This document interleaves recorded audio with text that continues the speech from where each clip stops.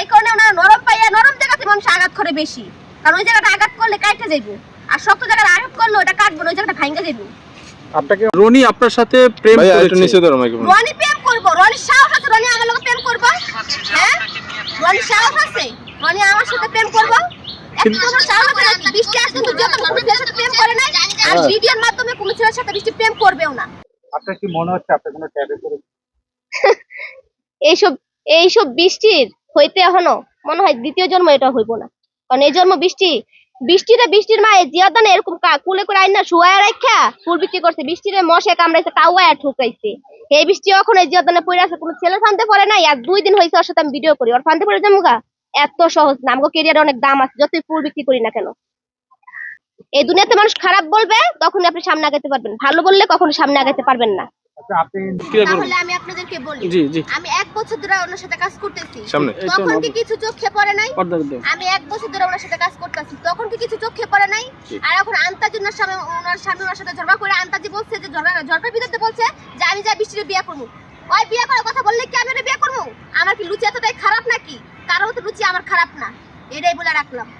অনেকে অনেক অনেক অনেক কিছু বলছে আমার নামে, কিন্তু কিছু বলে নাই। বৃষ্টি ফুল হইতে পারে কিন্তু বৃষ্টির দাম আছে, মূর্খ হইতে পারে কিন্তু আমাকে সম্মান আছে। যে বিবাহিত যে আছে, বিবাহিত ছেলেদেরকে যে আমরা বিয়ে করতে হবে কিসের জন্য বিবাহিত ছেলেদেরকে আমরা বিয়ে করতে হবে? আমাদেরকে কি কেউ বিয়ে করবে না? কেউ কি আমাদেরকে বিয়ে করবে না? তার স্বামী তার সাথে ঝগড়া লেখা বলছে আমার ভাই বিয়ে করবে, ঝগড়ার ক্ষেত্রে একটা মানুষ একটা কথা বলতেই পারে। তার জন্য কি সে আমি সংসার ছেড়ে চলে যাবো? আমি ওই মেয়ের উপরে দোষারোপ করবো? একদমই না। কিন্তু আমি যদি প্রেম না করি, আমার সাথে প্রেম করার সাহস আছে এত বড় কারো? আমি যদি নিজে চান্সটা দেই, কোন ছেলের সাহস নেই যে আমার পাশে খাড়াইবো। অনেকেই বলছে যে এতদিন বৃষ্টি ভাইয়া ভাইয়া বলে সবাইকে সান্ত্বনা দিয়ে রেখেছে, কিন্তু তলে তলে যে বৃষ্টি এই রকমের একটা কাজ করবে, যত ফ্রেন্ড ফলোয়ার আছে বৃষ্টির, তারা কিন্তু এই অভিযোগটা বৃষ্টিকে করেছে। আমরা বৃষ্টিকে অভিযোগ করেছে, তারপর কোনো প্রমাণ দিতে পারছিল বৃষ্টিরে? তারপর কি কোনো প্রমাণ দিতে পারছিল? তারপর তো কোনো প্রমাণ দিতে পারে নাই। সোশ্যাল মিডিয়াতে আমি আজকে থেকে সোশ্যাল মিডিয়াতে কাজ করতেছি না।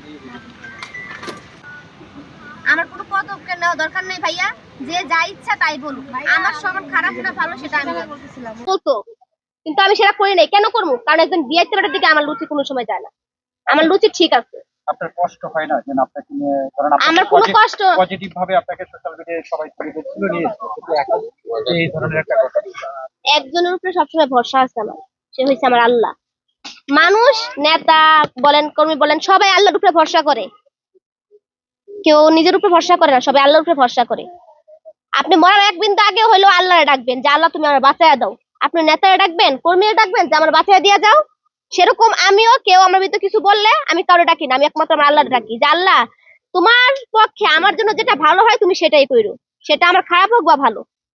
আমার পরিবারে কোনো ঝামেলা হয় না, কারণ কি আমার পরিবারে আমি কাম করে খাওয়াই, তো আমার পরিবার জানে যে আমার পরিশ্রমের দাম আছে আর আমার সম্মানেরও দাম আছে।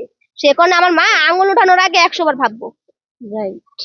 এই মুহূর্তে দেশবাসীর উদ্দেশ্যে কি বলার আছে যারা আপনাকে ভুল বুঝছে? ভুল বুঝুক, ওনাদের কাজ, ওনারা ভুল বুঝবে। সবার জ্ঞান তো আর এক না। 10 জনে আমরা খারাপ বললেও 2 জনে আমরা ভালো বলবে, এটাই স্বাভাবিক। 10 জন খারাপ বললেই যে তারা আবার ভালো মন্তব্য করবে না তার কোনো মানে আছে? এমন কোন সত্য আবার সামনে চলে আসলো, তার বিষয়ে তারা আমার এখন ভালোভাবে ভাবলো যে বৃষ্টি আপু তোমার ব্যাপারে খারাপ মন্তব্য করছিলাম, আমি ভালো মন্তব্য করতেছি, সরি। আমি কারো কথা গায়ে লাগাই না ভাইয়া। এই দুনিয়াতে যদি গায়ে লাগান না, তাহলে সামনে আগাইতে পারবেন না। এই দুনিয়াতে মানুষ খারাপ বলবে তখন আপনি সামনে আগাইতে পারবেন, ভালো বললে কখনো সামনে আগাইতে পারবেন না। পাইতেছি, কেন পাইতেছি না? অবশ্যই পাইতেছি। না হলে কি আজকাল বাপেরও খাতির করার নাই, আর আপনারা তো এসেন পাড়া পয়সা, আপনি করে কি খাতির করবো? আচ্ছা, এখানে ওই যে তোমার রনির শাশুড়ি একটা কথা বলছে যে তোমাকে নিজের হাতে তাকে খাওয়াই দিছে যেদিন ফার্নিচার দিয়ে গেছিল। হ্যাঁ হ্যাঁ, অবশ্যই খাওয়াইছে। সেখানে যে তুমি আবার সেই রনির ইতে পড়ছো, সেটা বললো যে এই ক্ষতিটা আসলে কিভাবে বৃষ্টি দেখেন, আমি এত কিছু বলতে চাই না, আমি যেমন আছি আমার এমন থাকতে দেন। আমার আপনারা কেউ উল্টাপাল্টা প্রশ্ন করেন না, আমার উল্টাপাল্টা প্রশ্ন পছন্দ লাগে না, ঠিক আছে? আমার মতো থাকতে দেন, ফুল বিক্রি করে খাইতে দেন। আমি এটার মধ্যে খুব ভালো আছি, কারো বিষয়ে আমার নিয়ে কথা বলেন না আমার সাথে। না না, আমি একান্ত ভিডিও করবো, একান্ত ভিডিও হলে নিবেন, নাইলে দরকার নেই ভাইয়া। মানে কারোর সাথে আপনি লিপসিং অভিনয় কারোর সাথে করবেন না? না। কেন করবেন না? মানে এটা আমার ব্যক্তিগত বিষয়, আমার ব্যক্তিগত বিষয় নাক গলানোর অধিকার আমি কাউরে দিইনি।